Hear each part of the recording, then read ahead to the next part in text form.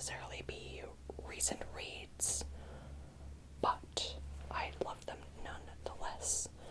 So some of these are going to be physical, some of them are going to be audiobooks, and if they are audiobooks, I will show them on the screen here as I talk about them. So let's get going with the first physical book that I would want to recommend that you read if you haven't for Pride 2025. What If It's Us by Becky Albertalli and Adam Silvera. This is the book that I lovingly nickname Cute Post Office Boys, or Gay Post Office Boys. Yeah, Gay Post Office Boys for obvious reasons, but if you have not read this book, let me put the description out into the open. I'll be reading the summaries for this, back blurbs, as it were, so we're all on the same page. Arthur is only in New York for the summer, but if Broadway has taught him anything, it's that the universe can deliver a show-stopping romance when you least expect it. Ben thinks the universe needs to mind its business. If the universe had his back, he wouldn't be on his way to the post office carrying a box of his ex-boyfriend's things. But when Arthur and Ben meet Cute at the post office, what exactly does the universe have in store for them? Maybe nothing. After all, they get separated. Maybe everything. After all, they get reunited. But what if they can't quite nail a first date? Or a second first date? Or a third?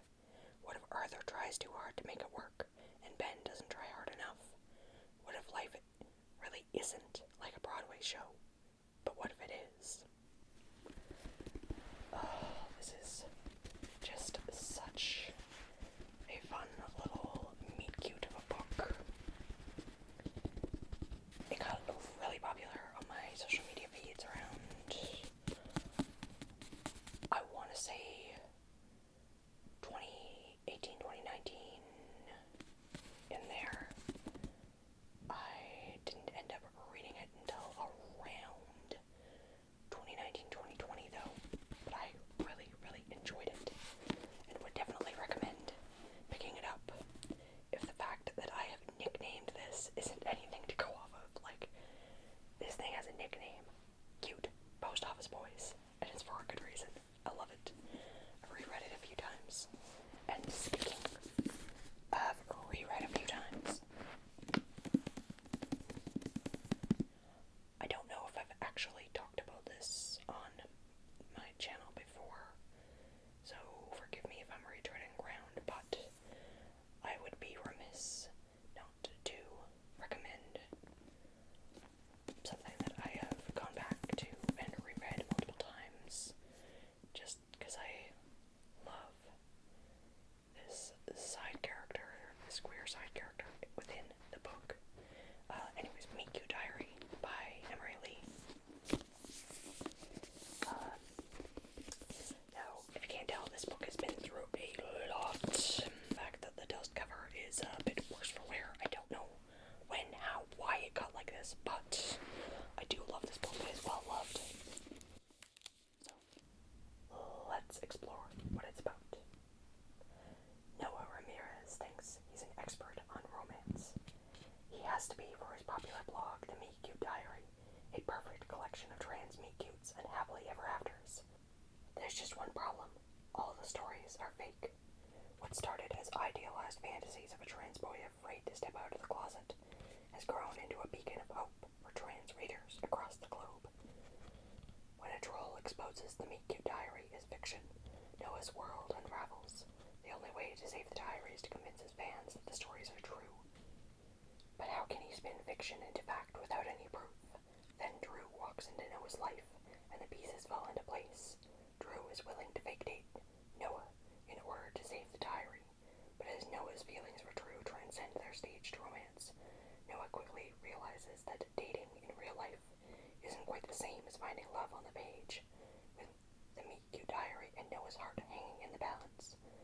Noah will have to choose between following discovering that some of the most romantic endings are the ones that go off the script. Now, I really enjoyed this book, especially, I want to say, the last,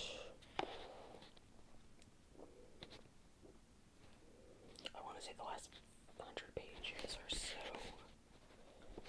There is a scene in which a character explores their gender and explores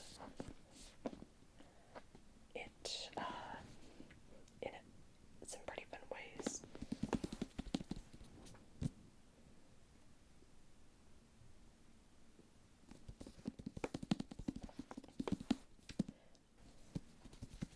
Including, I have some merch from this book that I wear almost constantly just because I love it. I love the idea behind it.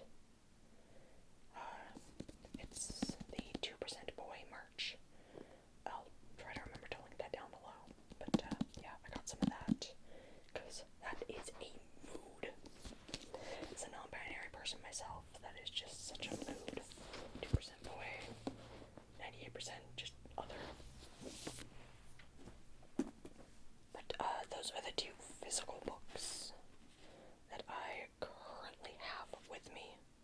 But also, packed away in a box is my physical copy of Alice Oseman's Loveless.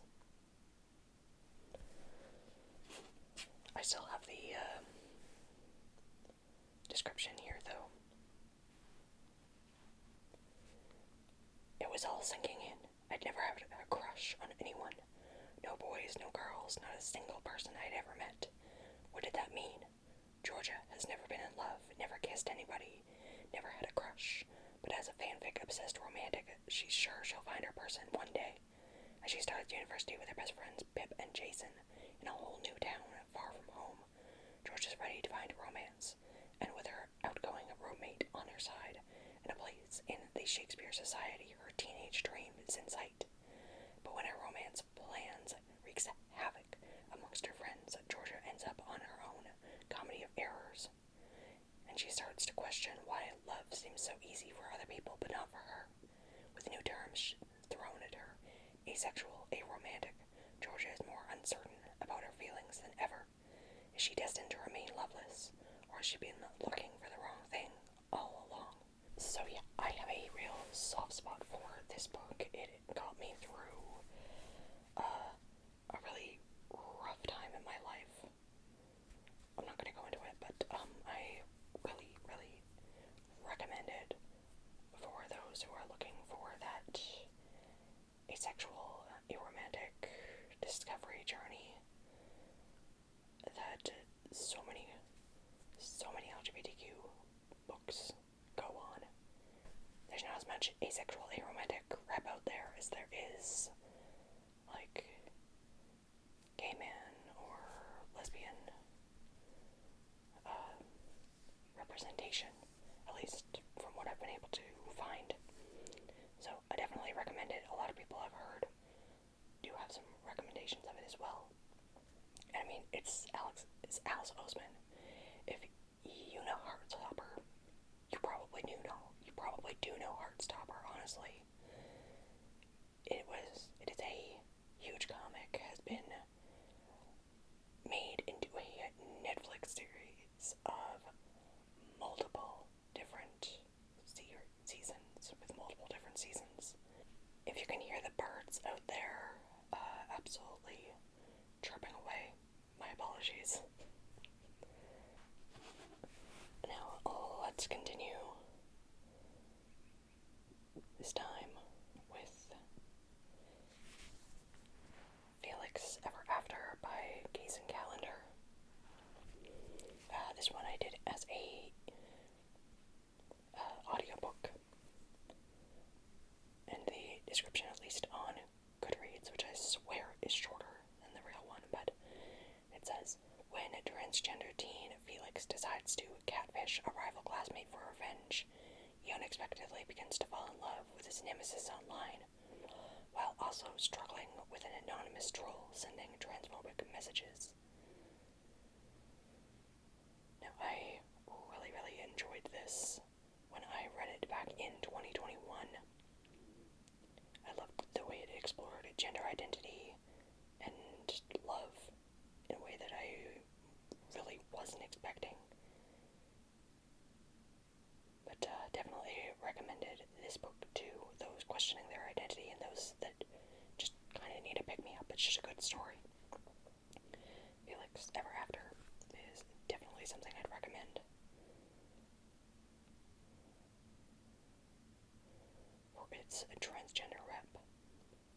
And also I believe it covers a little bit more of the representation with people of color as well. Then we have The Soy by Darcy Little Badger, another audiobook. Imagine an America very similar to our own. It's got homework, best friends, and pistachio ice cream. There are some differences, though. This America has been shaped dramatically by magic, monsters, knowledge, and legends of its peoples, those indigenous and those not. Some of these forces are charmingly everyday, like the ability to make an orb of light appear, or travel across the world through rings of fungi. But other forces are less charming, and should never see the light of day.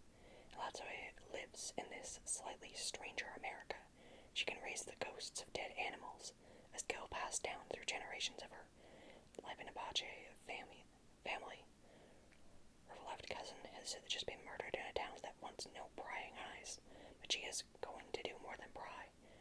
The picture-perfect facade of Willoughby masks gruesome secrets, and she will rely on her wits, skills, and friends to tear off the mask and protect her family.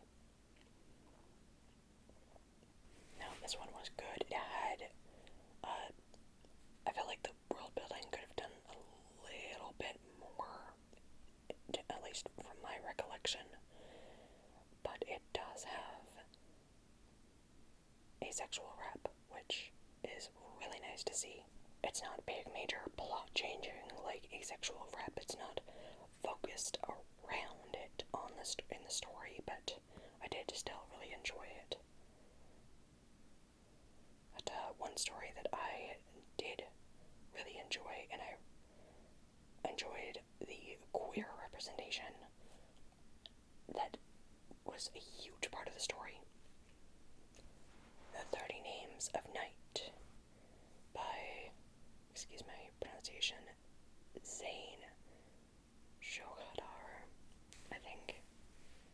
It says that this novel follows 3 generations of Syrian Americans who are linked by a mysterious species of bird and the truths they carry close to their hearts.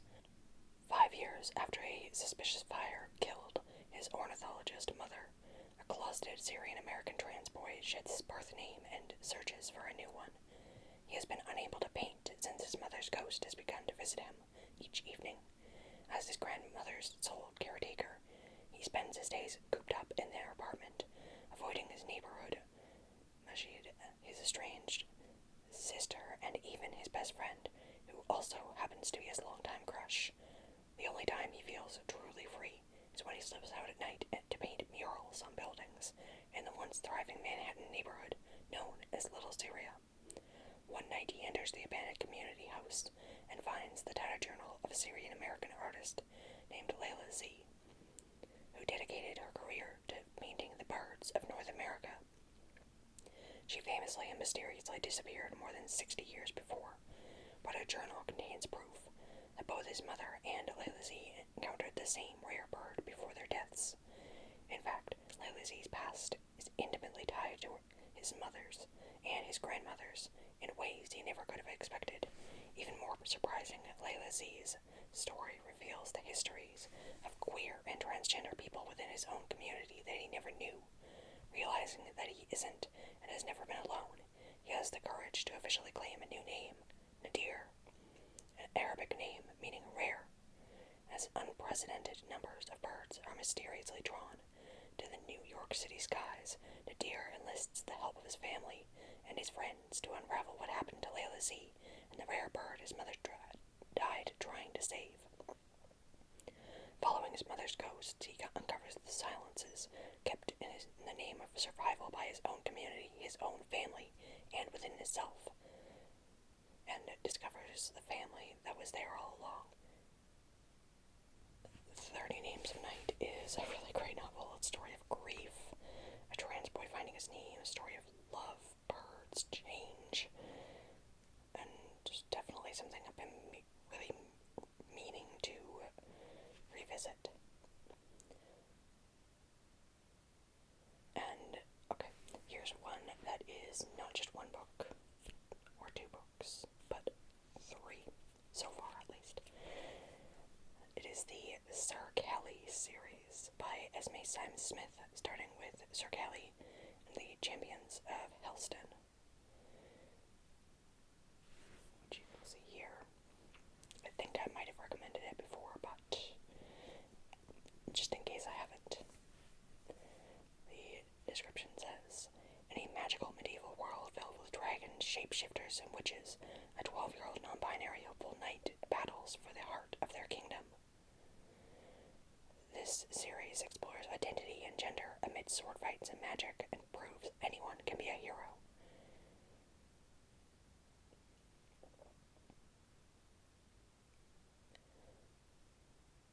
When their ex-hero dad is summoned back to the royal capital of Helston to train a hopeless crown prince, Callie lunges at the opportunity to finally prove themselves worthy to the kingdom's great and powerful, except the intolerant great and powerful look at non-binary Callie and only see girl.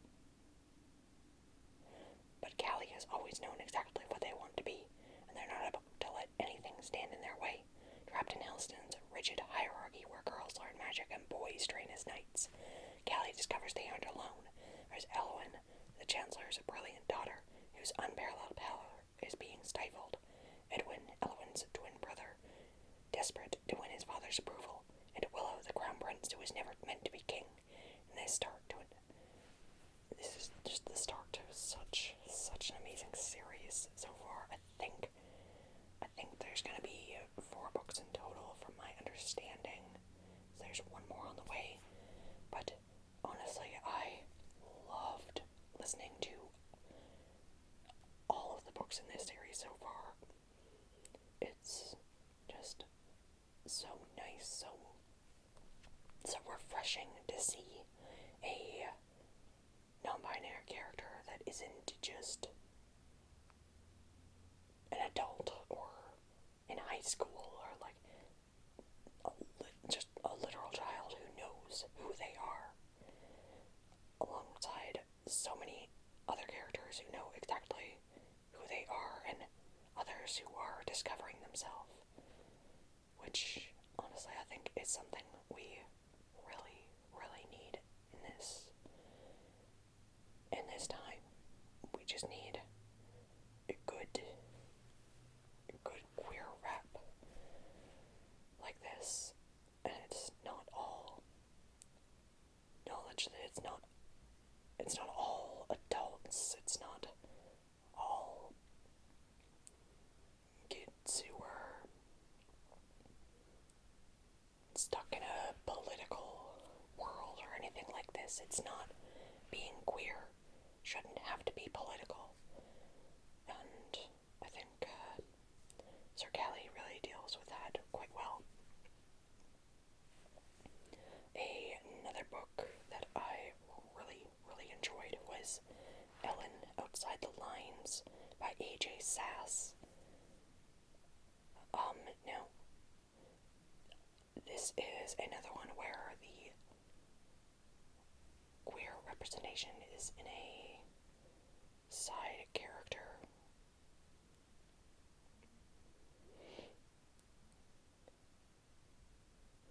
But, we got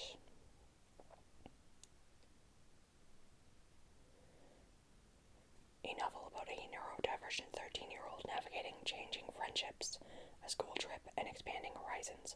13-year-old Ellen Katz feels most comfortable when her life is well planned out, and people fit neatly into her predefined categories.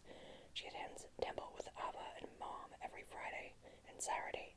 Ellen only gets crushes on girls, different boys, and she knows she can always rely on her best and only friend Laurel to help navigate social situations at their private Georgia middle school. Laurel has always made Ellen feel like being autistic is no big deal, but lately Laurel has started making more friends and counseling, more weekend plans with Ellen than she keeps. A school trip to Barcelona seems like the perfect place for Ellen to get their friendship back on track, except it doesn't. Dawson, a new non-binary classmate whose identity has Ellen questioning her very binary way of seeing the world. Homesickness, a scavenger hunt-style team project that takes the students through Barcelona to learn about Spanish culture. And this trip is anything but what Ellen plans. Making new friends and letting go of old ones is never easy, but Ellen might just find a comfortable new place for herself if she can learn to embrace the fact that life doesn't always stick to a planned itinerary. That is Ellen outside the lines. Honestly, while I can't entirely speak to the autistic rep myself, I really loved seeing again a queer character. We got Ellen Ellen with the lesbian relationships, and we got the non-binary side character as well. But honestly, I really enjoyed this one. I absolutely sped through it because it was so fun to listen to. But yeah, those are my recommendations over the years. Through the years that I've been reading a lot more queer novels, LGBTQ plus novels. I've been searching them out just because why not, right? It's always good to diversify reading. And as someone who is non-binary myself, I figure might as well help out queer authors, right? So if any of these interest you, let me know down in the comments. And if you have any LGBTQ plus recommendations or books I should probably check out for Pride this year, let me know. But this has been my recommendations of stuff that I think you should check out for Pride 2025 if you haven't already.